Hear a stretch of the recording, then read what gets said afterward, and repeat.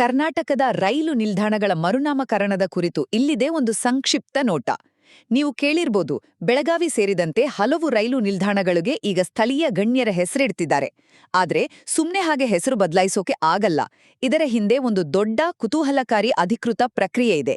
ಮೊದಲನೆಯ ವಿಷಯ, ಇತ್ತೀಚೆಗೆ ಯಾವೆಲ್ಲ ನಿಲ್ದಾಣಗಳ ಹೆಸರು ಬದಲಾಗ್ತಿದೆ ಅಂತ ನೋಡೋದಾದ್ರೆ, ಬೆಳಗಾವಿ ರೈಲು ನಿಲ್ದಾಣಕ್ಕೆ ಶಿವಬಸವ ಮಹಾಸ್ವಾಮೀಜಿ ಅವರ ಹೆಸರಿಡ್ಲಾಗ್ತಿದೆ.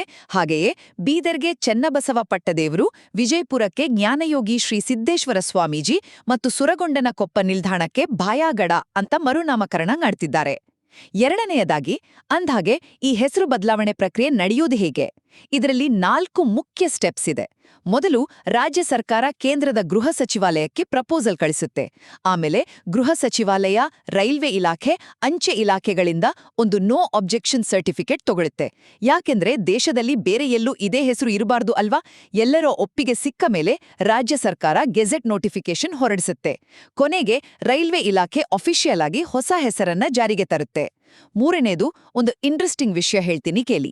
ಹುಬ್ಬಳ್ಳಿಯ ಶ್ರೀ ಸಿದ್ಧಾರೂಢ ಸ್ವಾಮೀಜಿ ನಿಲ್ದಾಣ ಇದೆಯಲ್ಲ, ಅದು ಗಿನ್ನೆಸ್ ವರ್ಲ್ಡ್ ರೆಕಾರ್ಡ್ ಮಾಡಿದೆ.